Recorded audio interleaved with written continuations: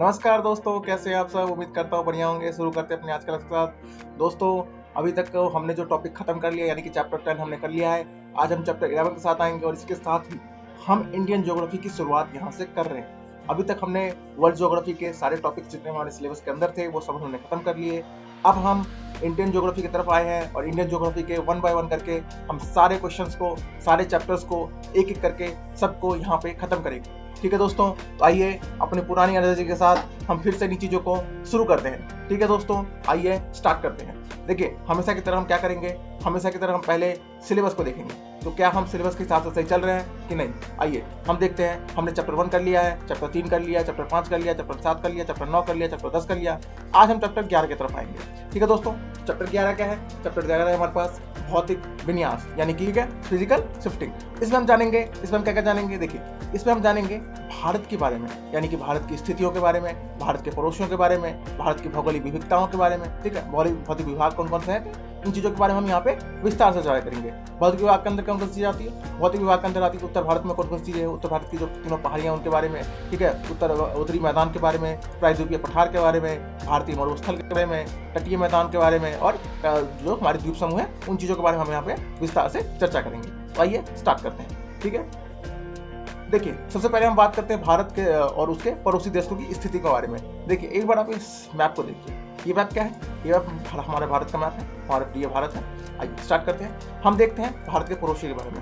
अगर हम भारत को उत्तर में देखें, उत्तर में हमारे पास है चीन, तिब्बत, नेपाल और भूटान। यानी कि उत्तर में हमारे पास 3 देश हैं। कौन कौन से? चीन, नेपाल और भूटान। दक्षिण में बात करें, दक्षिण में हमारे पास है श्रीलंका, हिंद महासागर, अरब सागर और बंगाल की खाड़ी। ठीक है, इसके बाद हम बात करते हैं पश्चिम के बारे में। पश्चिम में पाकिस्तान, अफगानिस्तान। ठीक है, इसके बाद हम बात करते हैं पूरब के बारे में। तो पूरब में बांग्लादेश और म्यांमार। तो ये चौथा क्या है? ये सब क्या है? ये भारत की सीमा है। भारत और उसके पड़ोसियों की स्थितियों के बारे में हम यहाँ पे जान चुके हैं। आगे हम बात करते हैं कि देखिए, भारत का जो उत्तरी हिस्सा है यानी कि ये पूरा जो दक्षिण भारत है, ये हमारा जो पूरा भारत है, जहाँ पर जितने मैंने आपको देश के बारे में बताया, ये सारे देशों को मिला दे उसको दक्षिण एशिया कहते हैं। ठीक है, तो इन दक्षिण एशिया के अंदर जो ये दक्षिण एशिया है, इसका अगर उत्तरी हिस्से को देखें, हमारे भारत को उत्तरी हिस्से को देखें, तो ये जो पूरा उत्तरी हिस्सा है ये बर्लित पर्वतों का मैदान है। अब ये बर्लित पर्वत क्या होता है? मैंने आपको वहाँ पे वर्ल्ड हिस्ट्री हम ज्योग्राफी पढ़ा रहे थे, वर्ल्ड ज्योग्राफी पढ़ा रहे थे, तो हमने बताया था कि देखिए 2 प्लेटें होती है। एक प्लेट ये है और एक प्लेट, जब एक प्लेट दूसरे प्लेट के ऊपर पहुंच जाए, ठीक है, कुछ इस तरीके से, तो इसका परिणाम स्वरूप क्या होगा? यहाँ का जो हिस्सा होता है, ये मतलब दोनों पर्वत है जो आपस में टकराएंगी, तो एक टकराने से एक प्लेट ऊपर चली जाती है और एक प्लेट नीचे चली जाती है। तो टकराने के कारण क्या होगा? ये जो ऊंचा हिस्सा होता है, इसके कारण ये हिस्सा बर्लित पर्वत बन जाएगा। ठीक, और ये प्रक्रिया चलती रहेंगी। तो जो भारत का जो दक्षिण हिस्सा है, सॉरी भारत का जो उत्तरी हिस्सा है, ये हमेशा बर्लित पर्वत से बना है। और यही बर्लित पर्वत क्या है? हमारे पास हिमालय के रूप में हमें जाना जाता है। दक्षिण का जो हिस्सा है ये हिंद महासागर है, हम देख चुके हैं इसके बारे में। ठीक है, इसी को ही इन सब मतलब ये सब जो मिला दे हम दक्षिण एशिया को, तो पूरे दक्षिण एशिया को क्या कहते हैं हम? भारतीय उपमहाद्वीप। ठीक है, पूरे दक्षिण एशिया क्या है? हमारे पास भारतीय उपमहाद्वीप है। अब हम एक बार भारत की स्थितियों के बारे में जानते हैं कि भारत की स्थिति कैसी है। देखिए, भारत की अगर हम स्थिति की बात करें तो अगर पूरे ग्लोबल मैप को ऐसे देखें, ये देखिए पूरा ग्लोबल मैप है। अगर हम ग्लोबल मैप की बात करें तो भारत जो है ये हमारे पास भूमध्य रेखा आ जाती है। ठीक है, और ये हमारे पास आ जाती है अक्षांश रेखा। ठीक है, हम देशांतर और अक्षांश के बारे में आपको पढ़ चुके हैं, नहीं पढ़े तो एक बार और देख लेते हैं हम। देखिए, अगर आप इस रेखा को देखें, यहाँ की तरफ जो नीचे की तरफ जो हिस्सा जा रहा है ये होता है देशांतर। ठीक है, ये होता है देशांतर और ये मोस्टली समय को निर्धारित करने के लिए होता है। ठीक है, और ये जो हिस्सा होता है इसको कहते हैं अक्षांश। ये तापमान को निर्धारित करता है। ठीक है, ये किसको निर्धारित करता है? तापमान को।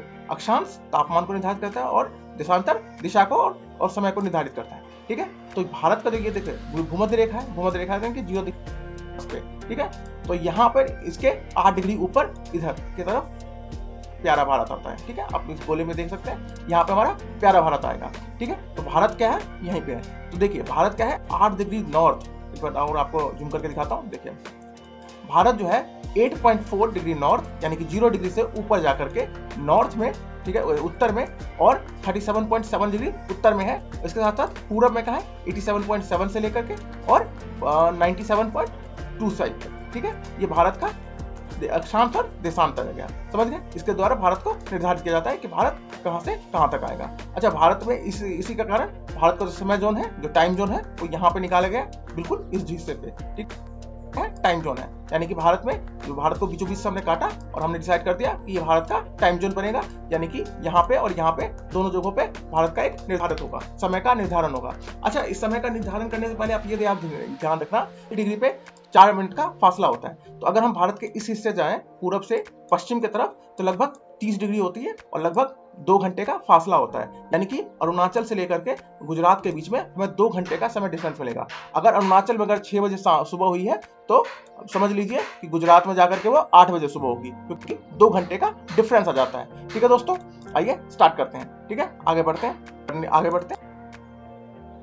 इसके साथ साथ हम कुछ और मुद्दों पर भी चर्चा करते हैं, जैसे कि भारत की स्थितियों के बारे में अगर जाने तो देखिए, भारत की स्थितियों में 3214 जो है उत्तर से दक्षिण है और पूरब से पश्चिम कितना है 2933। ठीक है, 2933 इनके बीच का ये किलोमीटर का फासला होता है। ये यहाँ पर भी लिखा हुआ है, आप इसको अच्छे से पढ़ सकते हैं। ठीक है, अक्षांश के ऊपर प्रभाव की बात करें कि अक्षांश का क्या प्रभाव पड़ता है और देशांतर का क्या प्रभाव पड़ता है। देखिए, अगर हम अक्षांश के प्रभाव की बात करें तो अक्षांश का प्रभाव सीधा इंडिकेट करता है सूरज की किरणों को, यानी कि तापमान को।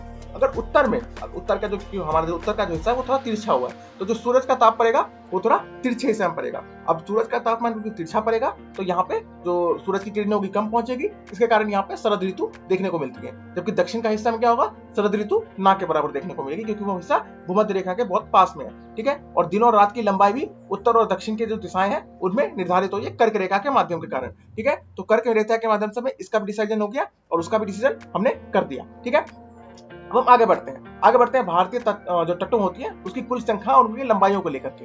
देखिए, अगर हम बात करें, एक सेकंड मैं आपको दिखाता हूँ, मैं इसको जूम करके दिखाता हूँ यहाँ पे क्या बात। अगर हम भारत के तटों के ऊपर बात करें, ये जो तट है, ये जो दक्षिण हिस्से में आप ये तट को देख रहे हैं, अगर हम तटों को मिला दें, तटों को मतलब इन सब की जो तटें होती है तो यहाँ पे तो वो लगभग 75,116 किलोमीटर बनेगा। ठीक है, 7516 किलोमीटर 7516 का आप इसको देख सकते हैं। ठीक है, ये यहाँ से दक्षिण से उत्तर।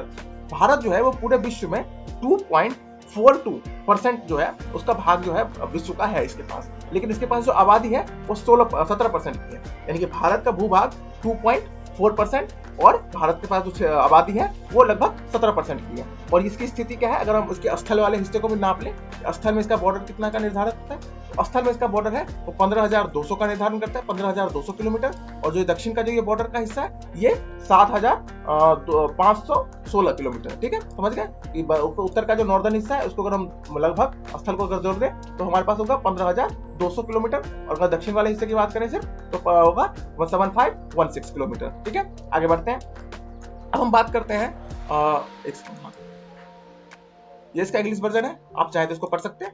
आगे बढ़ते हैं, हम बात करते हैं भारत की भौतिक विभाग और उसकी जो प्रमुख विशेषताएं हैं उनके बारे में। अब अभी तक हमने जो पढ़ा वो भारत की सभी चीजों के बारे में पढ़ा, अब हम पढ़ते हैं भारत की भौतिक विशेषताओं के बारे में। तो देखिए, भारत का जो भौतिक विविधता है वो हमारा जो देश है इसकी जो भौतिक विविधता है वो 30% पहाड़ है, 27% पठार है और 43 यानी कि 43% हमारे पास मैदानी इलाके हैं। ठीक है, इसके साथ साथ हमारे पास क्या है, हमारे पास इसके इन सभी चीजों को हमने 6 भागों में बांट रखा है। ठीक है, इन सभी चीजों को हमने कितने भागों में बांटा है, 6 भागों में। तो 6 भागों में बांटने के बाद हमारी स्थितियां कुछ इस तरीके से हो चुकी है। अब हम बात करते हैं कि 6 भागों में हमने बांट दिया, अब 6 भागों में कौन कौन से, ये इसका इंग्लिश वर्जन है, आप इसको अच्छे से पढ़े। देखिए, सबसे पहले हम बात करते हैं इसके भारत की जो हमारी भौतिक विविधता है, भौतिक विभाग है, यानी कि हमारे पास फिजिकल स्ट्रक्चर है, इनके बारे में हमने बात की। सबसे पहले बात करते हैं उत्तर पर्वत के बारे में। तो उत्तर पर्वत को आमतौर पे 3 भागों में हमने बांट दिया। ठीक है, हम उत्तर पर्वत, ये पूरा आप देख सकते हैं, ये पूरा उत्तर का हिस्सा है, ये पूरा उत्तर पर्वत हो गया। ठीक है, तो ये जो हमारा उत्तर का हिस्सा है इसको हमने 3 भागों में बांटा है। कौन कौन से 3 भाग है, पहला हिमालय से लेकर अरुणाचल के मध्य है, यहाँ देखो ये अरुणाचल, ये लद्दाख है, और ये नीचे वाला हिस्सा यहाँ पे अरुणाचल आ जाता है। ठीक है, तो अरुणाचल से लेकर लद्दाख तक की स्थितियों के बारे में यहाँ पे बताया गया है। दूसरा है हमारा इसी मतलब जो हिमालय है, हिमालय को इतना बड़ा हिस्सा लद्दाख से लेकर अरुणाचल के बीच में, इसको 3 भागों में बांटा है। पहला है हिमाद्री। हिमाद्री जो है वो नंगा पर्वत से लेकर नमचा बरुआ तक फैला हुआ है। नंगा पर्वत का है, देखो नंगा पर्वत यहीं पे होता है, नंगा पर्वत, और नमचा बरुआ बिल्कुल एकदम कोने पे मिलेगा आपको, जहां से ब्रह्मपुत्र नदी निकलती है। ठीक है, नंगा पर्वत से लेकर के नमचा बरुआ तक के बीच में ये हमें देखने को मिल जाता है। ठीक है, हिमालय जो हिमाद्री है, इसके साथ क्या होता है, इसकी सबसे ऊंची जो चोटियां हैं, लगभग हमारे पास सभी ऊंची चोटियां जो हिमालय में, वो यही कि हिमाद्री में ही में देखने को मिलती है। इसके साथ जो 12 महीने जो नदियां बहती है वो भी हिमाद्री के कारण ही होती है, यानी कि 12 मासीय नदियां जितनी भी है, जैसे गंगा है, यमुना है, वो हमें हिमाद्री से ही देखने को मिलती है बहती हुई। ठीक है, इसके बाद हम बात करते हैं हिमाचल के बारे में, यानी कि दूसरा जो है, यानी कि हिमालय का जो हिमालय को जो हमने 3 हिस्सों में बांटा, तो पहला हिस्सा कौन सा था? हिमाद्री था। दूसरा हिस्सा क्या है? हिमाचल है। तो हिमाचल को क्या कहते हैं? लघु और मध्य हिमालय। ठीक है, यानी कि ये जो ऊपर हिमाद्री का हिस्सा, हिमाद्री का दक्षिण में ही ये पाया जाता है। ठीक है, और ये मुख्य रूप से जो हिमाद्री है उसी का एक रूपांतरित रूप है, यानी हिमाद्री का जो छोटा हिस्सा इसको माना जाता है। ठीक है, पूर्वी ढलान पर काफी घनेपन यहाँ पर पाए जाते हैं, और इसी के कारण, क्योंकि यहाँ पे घन काफी ज्यादा है यहाँ पर, इसी में क्या होता है, इसी में यानी कि हिमाचली हिमालय में हमें जम्मू कश्मीर का पीर पंजाल, हिमालय में धौलाधारी श्रेणी, ठीक है, इसी यही में देखने को मिलता है। कश्मीर घाटी जो है, मोस्टली कश्मीर घाटी, ये पीर पंजाल और हिमाद्री के बीच में है, यानी कि ये कश्मीर घाटी जो है वो हमारे पास हिमाचल पर्वतों और हिमाद्री पर्वतों के बीच में पाया जाता है। ठीक है, इसके बाद हमारे पास आता है सबसे छोटा, वो आता है हमारे पास शिवालिक। शिवालिक जो है, शिवालिक पर्वत, ये एक्चुअली में ये कई लोगों का, वैज्ञानिकों का मानना है कि ये तैथिस सागर के जो मलबे थे ना, इससे इसका निर्माण हुआ। तैथिस सागर ने क्या किया, जब तैथिस सागर था, जब हमारे पास जब बर्लित पर्वत का जब निर्माण हो रहा था, उस टाइम पे क्या था कि यहाँ पर उत्तर भारत में तैथिस सागर हुआ करता था। एक सागर थी, एक नदी थी, तो जो सागर थी यानी कि समुद्र था, उसके अंदर जो मलबा था, उसके कारण ही शिवालिक का निर्माण हुआ है। कुछ विचारकों का ये मानना है। ठीक है, तो खैर इसका निर्माण तो उससे हुआ है, और ये जो है वो सबसे दक्षिण और सबसे निचला हिस्सा माना जाता है हिमालय का। ठीक है, तो ये भी एक हिमालय का हिस्सा, इसको भी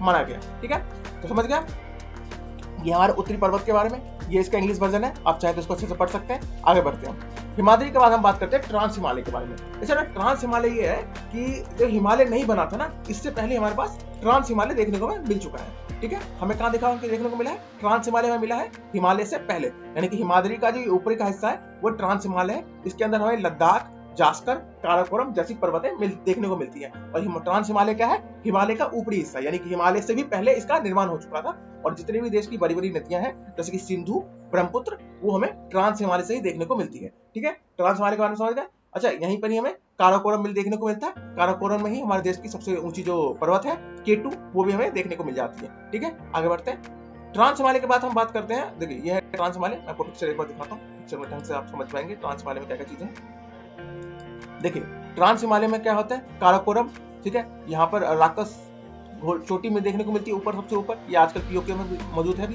ठीक है, काराकोरम में देखने को मिलता है। ठीक है, काराकोरम में हमें देखने को मिलेगा K2। ठीक है, K2 हमें यही देखने को मिलेगा। उसके अंदर लद्दाख, जास्कर और कैलाश, ये 4 पर्वतें हमें ट्रांस हिमालय में देखने को मिलती है। हालांकि कैलाश जो है वो तिब्बत के अंदर है, तो भारत के अंदर ये इसका हिस्सा नहीं है, लेकिन हम क्योंकि ये पढ़ रहे हैं या ज्योग्राफी पढ़ रहे हैं, तो हमने इसको भी अपने अंदर ले लिया। ठीक है, अब हम बात करते हैं पूर्वांचल हिमालय के बारे में।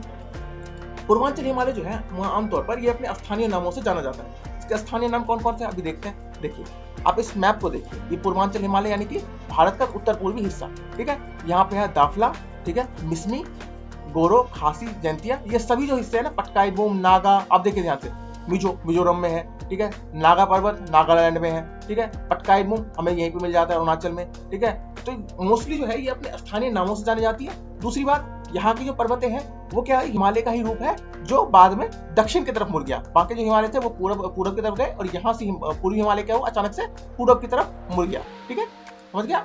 आगे बढ़ते हैं, हमने ये सब पढ़ लिया। अब देखिए, इसका इंग्लिश वर्जन है, आप चाहे तो इसको भी पढ़ सकते हैं। अब बात करते हैं हम पर्वतों के बाद हम बात करते हैं उत्तरी मैदान के बारे में। तो उत्तरी मैदान के अंदर सबसे इंपॉर्टेंट है कि जो उत्तरी जो पहाड़ियां हैं, उत्तरी पहाड़ियां और दक्षिण के जो पठार, इन दोनों के बीच का हिस्सा ये मैदान माना जाता है। तो मैदान में कौन कौन चीजें हैं? आप मैदान को देखिए, आप इसको मैप को देखिए, तो हमने उत्तर वाले हिस्से में हमने ध्यान से पढ़ लिया था कि जो उत्तर वाला हिस्सा है कैसा है? पर्वत है। तो पर्वत के बाद का जो हिस्सा है वो हमारे पास क्या आता है? मैदान का हिस्सा आता है। तो मैदान को इसी तरह देख सकते हैं, राजस्थान से लेकर के असम तक का हिस्सा जो है पूरा उत्तरी मैदान कहलाता है। ठीक है, आगे बढ़ते हैं। अब हम बात करते हैं 2 इंपॉर्टेंट टॉपिक के बारे में। यानी कि मैदान के अंदर एक तरफ आता है भाबर और एक तरफ आता है खादर, एक तरफ आता है भाबर और एक तरफ आता है तराई। तो भाबर और तराई क्या है ये बताते हैं। देखिए, भाबर का जो हिस्सा होता है, मान लीजिए कोई नदी जो है वो नीचे बह रही है, नदी जो ऊपर की जो पर्वत है, पर्वत की जो नदियां हैं, जो पर्वत से जो नदियां बहती हैं, वो नदियां अपने साथ भारी भारी पत्थर, मट्टी के कोले, कई सारी चीजें लेके आती है। ठीक है, और जब वो वहां पे लेके आती है तो भाबर के अंदर में जाते ही नदियां क्या होती है, यहाँ पे गुम जाती है, यानी कि यहाँ पे आते ही खो जाती है। कैसे खो जाती है, देखिए जब भारी भारी पत्थरें अपने साथ लेके आएंगी, भारी भारी मिट्टियां लेके आएगी, तो जब ये यहाँ पे पहुंचेंगी यानी कि मैदानी इलाकों में, तो यहाँ पे क्या होगा, ऊंचे ऊंचे पत्थर होंगे। जब पत्थर होंगे तो नदी क्या होगी, उस पत्थर के नीचे पहुंच जाएगी। जब नदी नीचे पहुंच जाएगी तो यहाँ पे नदी पूरी तरीके से गायब हो जाएगी। अब जो नदी यहाँ गायब हुई है वो कहाँ मिलेंगी, तराई में जाकर। तराई में क्या होगा, सारी नदियां फैल जाएंगी, क्योंकि अब यहाँ पे इनके पास मोटे मोटे पत्थर नहीं है। क्योंकि यहाँ पे पत्थर नहीं है इसलिए नदियां क्या होगी, अपने असली रूप में ना आकर के अपनी मतलब उसके विस्तार रूप में आ जाएंगी। यहाँ पे नदियां फैल जाएंगी, और नदियां फैलने से क्या होता है, यहाँ इस हिस्सों में काफी बड़ी बड़ी हमें वनस्पतियां देखने को मिलती है, अलग तरह के जीव जंतु देखने को मिलते हैं। तो तराई इलाकों में हमें ये चीजें देखने को मिल जाएगी। इसके परिणाम स्वरूप क्या होगा, तराई के परिणाम स्वरूप क्या होगा, तराई के बाद हमें देखने को मिलेंगे मुख्य नदियां। मुख्य नदियां मतलब मुख्य नदी मतलब जो अपने विस्तार रूप में हम उसको विस्तार रूप में हम उसको पहचानते हैं कि ये नदी होती है। ठीक है, अब हम बात करते हैं कि यहाँ पे जो मिट्टियां हैं, यानी कि उत्तर भारत में जो मिट्टियां हैं वो दो प्रकार की पाई जाती है। एक होती है खादर, एक होता है बांगर। ये बांगर वही है जिसका नाम पे आप सीमेंट समझते हो ना, वो सीमेंट, वो वाले जो सीमेंट होती है वो इसी नाम से बनी हुई है, मतलब इसी नाम से जुड़ी गई है। ठीक है, बांगर का मतलब होता है पुरानी मिट्टी, और खादर का मतलब क्या होता है, नई मिट्टी। अब ये बांगर क्या होता है, देखिए ये पुरानी मिट्टी और नई मिट्टी आप समझे नहीं, क्या होता है पुरानी मिट्टी और क्या होता है नई मिट्टी। देखिए अगर मान लीजिए हर साल किसी क्षेत्र में बाढ़ आती है, लगातार बाढ़ आई है, तो बाढ़ के परिणाम स्वरूप क्या होगा कि जो नदी होगी वो अपने साथ कई तरह के कीचड़ भी वहां पे लेके आएगी, कीचड़ सारे गाद कीचड़ वहां पे मतलब उस जगह पे फैला देगी। तो जिस जगह पे वो नदी बार बार गाद फैलाती है, बार बार कीचड़ फैलाती है, उसी हिस्से को कहते हैं, उस वहां की जो मिट्टी होती है उसे कहते हैं खादर मिट्टी। ठीक है, यानी कि वो जो हिस्सा जहाँ पे नदी अपने अपने पानी को बहाया लगातार बाढ़ आने के कारण या फिर किसी और कारण, वो जगह बन गई खादर। अब बांगर कौन सी मिट्टी हुई, देखिए बहुत साल पहले ये जो बांगर थी ये भी कभी खादर हुआ करती थी, यानी कि बहुत साल पहले, यानी कि लगभग 100-150 साल या 200 साल या हजारों साल पहले ये जो बांगर मिट्टी है ये कभी खादर हुआ करती थी। और ये खादर मिट्टी जो है यही बाद में बांगर बन जाती है, क्योंकि समय के साथ ये पुरानी हो चुकी है, अब ये पुरानी मिट्टी बन गई है इसलिए बांगर हो गई। यानी कि खादर मिट्टी क्या है, जो नदी अपने साथ हर साल लेके आती है वो हो गई खादर। बांगर मिट्टी क्या है, यही खादर मिट्टी बाद में काफी साल बाद वो बन जाएगी बांगर मिट्टी, यानी कि पुरानी मिट्टी। समझ गए, जहाँ पे हर साल बाढ़ नहीं आती है, हर साल बाढ़ का पानी नहीं आएगा तो ये मिट्टी भी नहीं आएगी। इसके बाद क्या होता है, जो मैदान के जो भाग होते हैं, हमने मिट्टी समझ लिया, मिट्टी कौन कौन सी होती है, हमने समझ लिया कि तराई और कराई मतलब जो नदियां जो नीचे उतरती है मैदानी इलाकों में, तो मैदानी इलाके कहाँ शुरू होते हैं, मैदानी इलाके शुरू होते हैं भावर से। ठीक है, भावर से मैदानी इलाकों की शुरुआत होती है और फिर तराई में जाकर, फिर उसके बाद तराई में जाकर खत्म हो जाती है।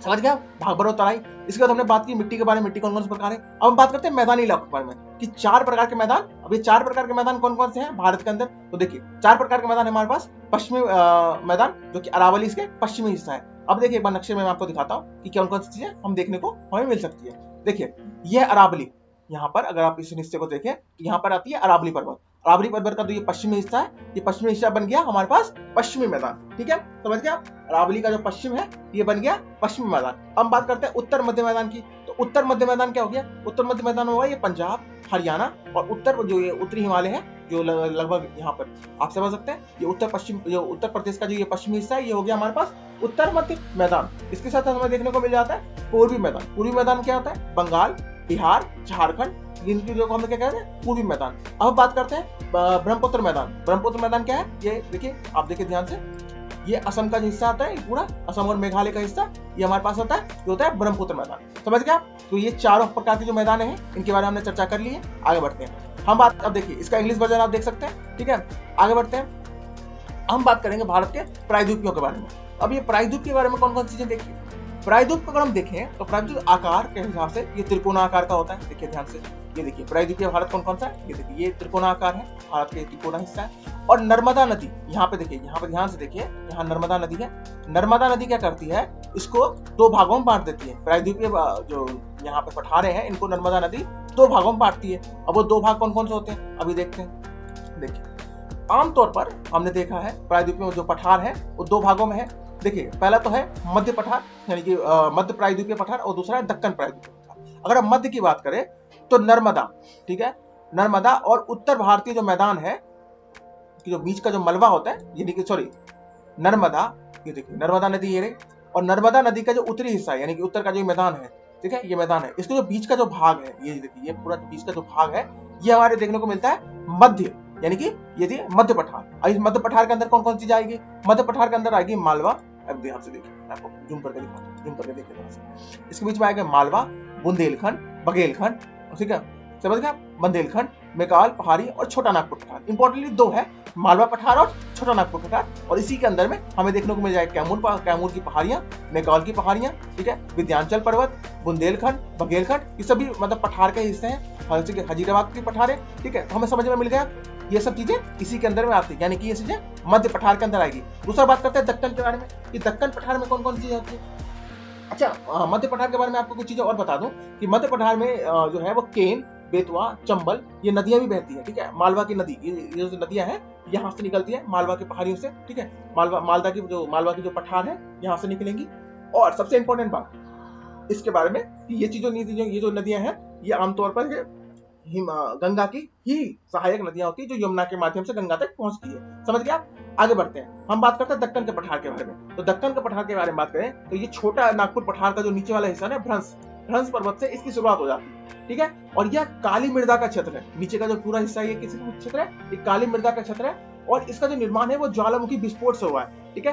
और दक्कन को जो पश्चिमी घाट और पूर्वी घाट में बांटा गया। तो दक्कन का जो हिस्सा है इसको हमने दो भागों में बांट दिया। ये जो हिस्सा है ये जो हिस्सा है ये हो गया पूर्वी घाट, और ये वाला जो हिस्सा है ये हो गया पश्चिमी घाट। अगर हम पश्चिमी घाट की बात करें तो यहाँ पे हमें मिल जाएगा टोडा बेटा, अन्नामुदाई, ठीक है, अन्नामलाई, ये सारी यहाँ की पहाड़ियां हैं, ठीक है। और ये जो यहाँ की जो पहाड़ियां है ना आमतौर पे जल प्रवाह करती है। जल प्रवाह से यहाँ से झरनों का निर्माण होता है, ठीक है। झरने आपने देखोगे ऊंचाई से जब नीचे की कोई चीज गिरता है तो झरना कहते हैं। अब देखिए जोगी जलप्रपात जो है, जोगी जलप्रपात ये जो हमारे देश का सबसे ऊंचा प्रपात है और ये हमें कावेरी में मिलता है, कावेरी नदी में देखने को मिलता है। और जो शिव सुंदरम है ये भी हमें यही भी देखने को मिलेगा, ठीक है। समझ गया कि जोगी जलप्रपात जो है वो हमें कावेरी नदी पे देखने को मिलता है जो सबसे ऊंचा है। समझ गए? अब बात करते हैं इसके आगे के बारे में, पूर्वी घाट के बारे में। पहाड़ी क्या होती है? इनके मध्य में होता है। नील और नीलगिरी जो पहाड़ी है वो पश्चिमी घाट और पूर्वी घाट के मध्य में आता है, यानी कि बीच में आता है नीलगिरी पहाड़ी। और जो महेंद्रगिरी है वो सबसे ऊंची पर्वत है यहाँ की। समझ गया? आगे बढ़ते हैं, हम बात करते हैं आगे। अब आप बात करते हैं, देखिए अभी इसका इंग्लिश वर्जन है, आप इसको पढ़ना चाहे तो पढ़ सकते हैं, ना पढ़ना चाहे तो ना पढ़े, इसको काट दें। आगे बढ़ते हैं, हम बात करते हैं भारतीय रेगिस्तानों के बारे में। भारतीय रेगिस्तान कहाँ से शुरू होता है? ठीक है, भारतीय रेगिस्तान शुरू होता है अरावली की पहाड़ी से, ठीक है। अरावली का जो उत्तरी पश्चिमी भाग है जहां से इसकी शुरुआत होती है। और 150 मिलीमीटर से जहां कम वर्षा होती है ना, ये आमतौर पर वहां हमें देखने को मिल जाता है। यानी कि रेगिस्तान में कहाँ देखने को मिलेगा? जहां पे 150 मिलीमीटर की कम से भी कम वर्षा होती है। इसके बारे में हमें यहाँ पे मिलने का है, ठीक है। अब बात करते हैं कि जो मेसोजोइक एज था, एक एज था मेसोजोइक एज, जहां पर यहाँ पे तैतीस सागर हुआ करता था, ठीक है। यहाँ पे आप समझ सकते हैं, जहां यहाँ पर बलवित पर्वत का निर्माण नहीं हुआ था तब यहाँ पे तैतीस सागर हुआ था। और जहां पर बलवित पर्वत का निर्माण नहीं हुआ था उस टाइम को हम क्या कहते थे? मेसोजोइक एज, मेसोजोइक युग की बात करते हैं, ठीक है। मेसोजोइक युग वहां पे हुआ करता था। अब हम बात करेंगे कि जो मेसोजोइक युग है इसके साथ क्या होता है कि यहाँ पर हमें दो भागों में इसको देखने को मिल जाता है। क्या हमें जो भारतीय रेगिस्तान है ये हमें दो भागों में मिलता है, एक होता है सिंधु की ओर और एक होता है कच्छ की ओर। अगर हम सिंधु की ओर की बात करें तो ये उत्तर भारत मतलब उत्तर की तरफ देखने को मिलता है, आमतौर पर ये पाकिस्तान की तरफ बढ़ जाता है। और जब दक्षिणी हिस्सा है ये भारत में हमें गुजरात की तरफ देखने को मिलेगा, कच्छ की तरफ, ठीक है। समझ गया? और यहाँ की जो नदियां होती है रेगिस्तान के, आमतौर पर जो नदियां होंगी वो किस तरीके से होंगी? जो रेगिस्तान की नदियां होंगी ना आमतौर पर वो लवणीय नदियां होती है, ठीक है। और मोस्टली जो यहाँ की लवणीय नदियां होती है इसमें सबसे बड़ी नदी है लूनी नदी, ठीक है, जो यहीं से निकलती है। और आमतौर पर ये नमकीन नदी होती है, यानी कि यहाँ से हमें जो नमक की बड़ी मात्रा हमें इन नदियों से माध्यम से हमें देखने को मिल जाता है। यहाँ पर जो झीलें होती है वो भी हमें नमक ही प्रदान करती है, ठीक है। अब समझ गए? आगे बढ़ते हैं, इसका इंग्लिश वर्जन है, आप चाहे तो इसको भी पढ़ सकते हैं। अब बात करते हैं भारतीय तटों के बारे में कि भारतीय तट किस प्रकार से काम करते हैं, किस तरीके से अपनी दिनचर्या को चलाते हैं। एक सेकंड और कीजिएगा। तटीय मैदान के बारे में, तटीय मैदान की बात करें तो तटीय मैदान को जो यहाँ पे पठार के जो चारों ओर का जो हिस्सा होता है ना, पठार के चारों ओर का जो हिस्सा है ये हमें तटीय मैदान के रूप में देखने को मिलता है। इसको हमने दो हिस्सों में बांटा है, यानी कि जो तटीय मैदान है इसको हमने दो हिस्सों में बांटा है। और वो दो हिस्से कौन से हैं? एक है, दो भाग है, एक तो है पूर्वी में और दूसरी है पश्चिम में। पूर्व में है हमारे जो बंगाल की खाड़ी है इसके बारे में, और जो पश्चिम है वो है अरब सागर में। तो जो बंगाल की खाड़ी वाली हिस्सा है यहाँ पे हमें देखने को क्या क्या मिलेगा? यहाँ हमें देखने को मिलेगा यहाँ की जो नदियां हैं वो डेल्टा का निर्माण करती है, ठीक है। यहाँ पे लेगून देखने को मिलेगा, ठीक है। इसके साथ साथ हमें यहाँ पे देखने का जो बड़ी बड़ी नदियां हैं जैसे कि कृष्ण महादेवी गंगा नदी, ठीक है, कृष्णा नदी, कावेरी नदी, महादेव नदी, ठीक है, सॉरी महानदी, उसके बाद हमें गोदावरी जैसे कई सारी नदियां मिलेगी को देखने को मिलेगी, तो इस तटीय मैदानों पे गिरती है। ठीक है, और यहाँ की नदियां जो है वो पुलिकट, कोल्लूर झील जैसी चीजें, हमें चिल्का झील जैसे हमें चीजें यहाँ पे मिलने को मिलेगी। लेकिन जो पश्चिमी मैदान है, यहाँ की जो मैदान है वो सपाट होती है। ठीक है, यहाँ के मैदान हमें गुजरात के मैदान में मोस्टली काली मृदा के रूप में हमें देखने को मिलेगा। यहाँ पे कोंकण तट से लेकर के हमें दमन और गोवा का जो हिस्सा है वहां तक हमें इसको देखने को मिलेगा। ठीक है, समझ गया? ये हिस्सा इसके बारे में वर्णन करता है। ठीक है, ये इसका इंग्लिश वर्जन है, आप चाहे तो इसको पढ़ सकते हैं। अब हम बात करते हैं भारत के द्वीपों के बारे में। भारत के द्वीप को हमने दो भागों में बांटा है। ठीक है, एक तरफ है हमारे पास लक्षद्वीप और दूसरी तरफ है अंडमान निकोबार। ठीक है, अब इन दोनों के ऊपर विस्तार से चर्चा करते हैं। अगर हम बात करें अंडमान निकोबार की, तो अंडमान निकोबार की जो राजधानी है वो है पोर्ट विली, और ये 10 मतलब आमतौर पर अंडमान निकोबार जो है वो 10 डिग्री नॉर्थ में देखने को मिलेगा। ठीक है, उत्तर में 10 डिग्री नॉर्थ में हमें देखने को मिलता है अंडमान निकोबार। इसके साथ अंडमान निकोबार की जो विशेषता ये है कि इसका हमारे भारत का सबसे दक्षिणम हिस्सा है, सबसे दक्षिण पॉइंट वो है इंदिरा पॉइंट। ठीक है, सबसे दक्षिण का जो हिस्सा है ये देखिए, भारत का सबसे दक्षिण का जो हिस्सा यहाँ पे, ये कोने पे एकदम देख सकते हैं आप, मैं आपको दिखाता हूँ, जूम करके दिखाता हूँ। देखिए यहाँ पे आपको दिखेगा, यहाँ पे एकदम सबसे छोटे सबसे कोने पे हमें देखने को मिलेगा इंदिरा पॉइंट। ठीक है, सबसे नीचे यहाँ पे हमें इंदिरा पॉइंट देखने को मिलेगा। अच्छा, इसके बाद बात करें हम लक्षद्वीप के बारे में, ये रहा लक्षद्वीप। अब लक्षद्वीप के बारे में बात करें, ये कोरल द्वीप, यानी कि ये जीव छोटे छोटे कोरलों से मिलकर बना हुआ है। ठीक है, लक्षद्वीप किससे बना है? कोरलों से बना है। और सबसे इंपॉर्टेंट बात, सबसे बड़ा जो द्वीप है वो है मिनिकॉय, जो कि सिर्फ 4.5 किलोमीटर का है, मतलब 5 किलोमीटर से भी छोटा है, जो यहाँ का सबसे बड़ा द्वीप। ठीक है, करावती जो है वो इसकी राजधानी है, और इस द्वीप की सबसे बड़ा शहर भी करावती ही है। ठीक है, समझ गया? आगे बढ़ते हैं। इंग्लिश वर्जन है, आप चाहे तो इसको पढ़ सकते हैं। अब हम बात करते हैं भारत की जल निकासी प्रणाली के बारे में, क्योंकि जल निकासी प्रणाली के बारे में। ठीक है, आइए स्टार्ट करते हैं। भारत की जल निकासी प्रणाली की अगर हम चर्चा करें तो देखिए, जल निकासी प्रणाली जो है वो उन धाराओं, देखिए जल निकासी प्रणाली क्या है, उन चैनलों या दिशाओं के साथ अपने पानी का प्रवाह करती है। मान लीजिए क्या होता है कि ये जो नदी है एक साथ ऐसे एक दिशा की तरफ जिस दिशा में प्रवाहित करेगी, जिसको हम कहते हैं जल निकासी प्रणाली। ठीक है, ये चाहे किसी भी धाराओं में, दिशाओं में ऊपर से हो सकता है। ठीक है, वो किसी एक क्षेत्र में रहती है और स्थल के रूप में, मतलब एक क्षेत्र से दूसरे क्षेत्र में अपने जल का स्थानांतरण करती रहती है। ठीक है, तो जल निकासी प्रणाली कुछ खास ज्यादा दिमाग में लगाना, ये है कि नदी पानी एक हिस्से से दूसरे हिस्से तक प्रवाहित होती है। इसी प्रवाहित की प्रक्रिया को क्या कहते हैं? जल निकासी प्रणाली। ठीक है, आगे बढ़ते हैं। जल निकासी प्रणाली को भारत में दो हिस्सों में बांटा गया, भारत के हिसाब से दो हिस्सों में बांटा है। पहला उत्तरी भारत और दूसरा है दक्षिणी भारत। अब उत्तरी भारत में क्या है? देखिए, उत्तरी भारत में हमारे पास देखने को मिलता है हिमालय इसका मुख्य स्रोत है, और ये वी आकार की घाटियां बनाती है, यानी कि यहाँ की जो घाटियां हैं वो भी युवा अवस्था में। ठीक है, और इसका जो आकार है, वी आकार के कारण क्या करते हैं इसको, जो घाटियां है वो इस प्रकार से होती है। यहाँ की नदियां क्या होती है? यहाँ की नदियों ने मैदान का निर्माण करवाया है। ठीक है, दूसरी बात करते हैं यहाँ की जो नदियां वो 3 उप प्रणाली से बनती है, सिंधु नदी, गंगा नदी और ब्रह्मपुत्र प्रणाली, यानी कि 3 जो निकासी है वो 3 नदी प्रणाली के हिसाब से भी चलती है। दूसरी बात करते हैं दक्षिण के बारे में, तो दक्षिण की जो नदियां है वो आमतौर पे मानसूनी नदी है। ठीक है, यानी कि इसका मुख्य स्रोत क्या है? वर्षा के जल में ये अपने उफान रूप में होंगी, अपनी करक रूप में होंगी, लेकिन जैसे वर्षा खत्म हो जाता है वो धीरे धीरे सूख जाती है। ठीक है, दूसरा होता है यहाँ की जो नदियां वो क्या होती है? पुरानी नदियां हैं, बहुत पुरानी नदियां हैं। ठीक है, ये नदियां जो है वो हिमालय के कई बार हिमालय के जन्म से भी पहले की है, क्योंकि ये नदियां इतनी पुरानी है, इसलिए इन्होंने क्या किया, वी आकार का जो ये घाटी थी इसको काट करके यू आकार का कर दिया। मान लीजिए कैसे वी और यू का डिफरेंस होता है, देखिए ये यू आकार है, लगातार पानी का जो प्रवाह होता रहेगा इसके अंदर, पानी के प्रवाह होने से क्या हुआ कि ये क्या हुआ, अचानक से धीरे धीरे इसने करके मिट्टी को काटता गया, और ये वी जो है वो यू में कन्वर्ट हो गया। ठीक है, वी क्या हुआ? यू में कन्वर्ट हो गया। इसी कारण क्या होता है, वो वी आकार की जो घाटी थी वो यू आकार की घाटी में परिवर्तित हो जाएगी। समझ गया? आगे बढ़ते हैं। ये इसका इंग्लिश वर्जन है, आप चाहे तो इसको पढ़ सकते हैं। अच्छा, इसके साथ ही क्या होता है, हमारा चैप्टर जो है पूरी तरह से खत्म हो जाता है। ये इसके क्वेश्चंस हैं। अगर आपको क्वेश्चंस में कोई भी डाउट हो, हमारे चैनल ओपन ई शिक्षा के ऊपर टेलीग्राम चैनल है, उसके ऊपर जाकर के हमें कमेंट करें, हमें रिकमेंड करें। अगर आपको कोई भी डाउट हो वहां पे आप सवाल पूछ सकते हैं, कमेंट सेक्शन खाली पड़ा हुआ है, आप वहां पर जवाब दे सकते हैं। ठीक है, आइए चलते हैं, इसके साथ ही हम खत्म करेंगे। जय हिंद दोस्तों, आज के लिए इतना ही। ठीक है, तो आइए खत्म करते हैं। जय हिंद।